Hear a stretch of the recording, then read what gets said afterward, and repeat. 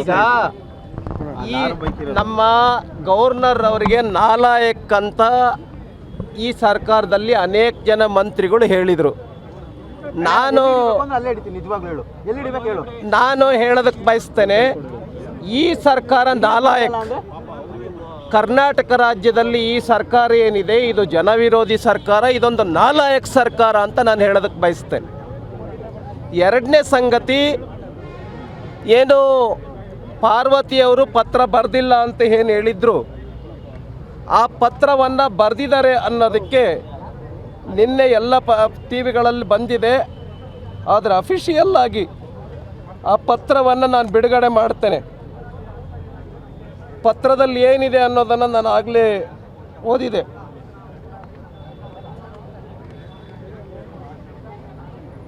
ನೋಡಿ ಪತ್ರ, ನೋಡಿ ಇಲ್ಲಿ ಪತ್ರ ಇದೆ.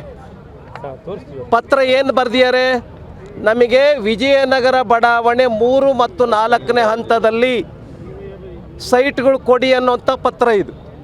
ಅದಕ್ಕೆ ಆ ವಿಜಯನಗರ ಬಡಾವಣೆ ಅನ್ನೋಂಥದಕ್ಕೆ ವೈಟ್ನರ್ ಹಚ್ಚಿದ್ದಾರೆ. ಇಲ್ಲಿದೆ ಪತ್ರ. ನಾನು ಹೇಳ್ತೀನಿ, ನನ್ನ ಹೆಂಡತಿ ಸಾರ್ವಜನಿಕ ಸಭೆಗಳಿಗೆ ಬರೋದಿಲ್ಲ, ಯಾವುದೇ ಕಾರ್ಯಕ್ರಮಗಳಿಗೆ ಬರೋದಿಲ್ಲ, ಆದರೆ ಪತ್ರ ಬರೆದಿಯಾರಲ್ಲ, ಇದನ್ನಾದರೂ ಮಿಸ್ಟರ್ ನರಿಯಾ ಅವರು ಒಪ್ಕೊಳ್ತಾರ? ಮಾನ್ಯ ನರಿಯಾ ಅವರು, ಹುಲಿಯ ಅಲ್ಲ ಅವರು, ನರಿ, ಗುಳ್ಳೆ ನರಿ, ತೋಳನು ಅಂತಾರೆ ಅವರಿಗೆ. ನಮ್ಮ ನರಿಯಾ ಅವರು ಒಪ್ಕೊಳ್ತಾರ ಅನ್ನುವಂಥದ್ದನ್ನು ನಾನು ಕೇಳ್ತೇನೆ. ಮೂರನೇ ಸಂಗತಿ, ಇವರು ಭ್ರಷ್ಟ ಸರ್ಕಾರವನ್ನೇ ನಡೆಸ್ತಾ ಇದ್ದಾರೆ. 1950ಕ್ಕಿಂತ ಹೆಚ್ಚು ಸೈಟುಗಳನ್ನು ಈ ಸರ್ಕಾರ ಬಂದ ಮೇಲೆ ತಮಗೆ ಬೇಕಾದವ್ರಿಗೆ, ಕೆಲವ್ರಿಗೆ 25, 30, 40 ಬೇನಾಮಿ ಹೆಸರುಗಳಿಗೆ ಸೈಟ್ಗಳನ್ನು ಹಂಚಿದ್ದಾರೆ ಅನ್ನುವಂಥದ್ದಿದೆ. ಇದನ್ನು CBIಗೆ ಕೊಡಿ, ನಿಮಗೇನಾದ್ರು ದಮ್ ಇದ್ದರೆ, ತಾಕತ್ತಿದ್ದರೆ CBIಗೆ ಕೊಡಿ ಅನ್ನೋದನ್ನು ನಾನು ಹೇಳ್ತೇನೆ. DKಶಿ ಅವರು ಇವತ್ತು ನೀರಿನ ದರವನ್ನು ಹೆಚ್ಚು ಮಾಡ್ತೀವಿ ಅಂತ ಹೇಳಿದ್ದಾರೆ. ಮಾನ್ಯ DKಶಿ ಅವರು ನಗರ ಅಭಿವೃದ್ಧಿ ಸಚಿವರು, ಬೆಂಗಳೂರು ಮಹಾನಗರ ಅಭಿವೃದ್ಧಿ ಸಚಿವರು. ನನ್ನ ಪ್ರಕಾರ ಬೆಂಗಳೂರು ಮಹಾನಗರವನ್ನು ಮುಳುಗಿಸೋ ಸಚಿವರಾಗಿದ್ದಾರೆ ಇವರು. ಯಾಕೆ ಅಂದರೆ ಹೇಳಿದ್ರೆ, ಮಳೆ ಬಂದಾಗ ಬೆಂಗಳೂರು ಗುಂಡಿಗಳಲ್ಲಿರ್ತಕ್ಕಂಥ ಬೆಂಗಳೂರು ಆಗ್ತಾ ಇದೆ.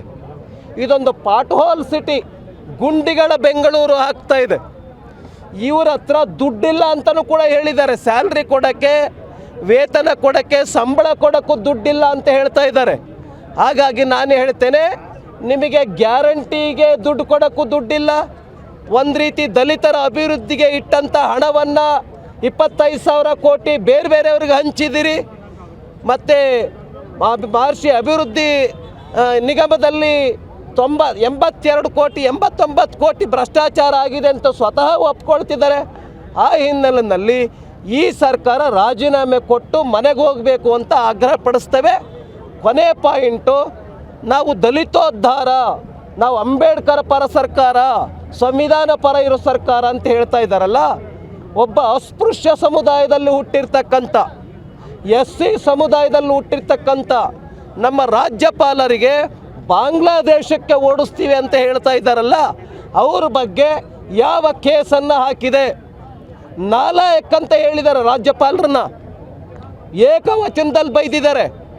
ಅಂಥವ್ರ ಬಗ್ಗೆ ನೀವು ಯಾವ ಕಂಪ್ಲೇಂಟನ್ನು ಮಾಡಿದಿರಿ? ಯಾವ ಕ್ರಮವನ್ನು ತೆಗೆದುಕೊಳ್ತೀರಿ ಅನ್ನುವಂಥದ್ದನ್ನು ಕೇಳ್ತಾ, ಈ ಸರ್ಕಾರ ನಾಲಾಯಕ್ ಸರ್ಕಾರ ಅಂತ ಹೇಳ್ತಾ 2 ಮಾತನ್ನು ಮುಗಿಸ್ತೇನೆ.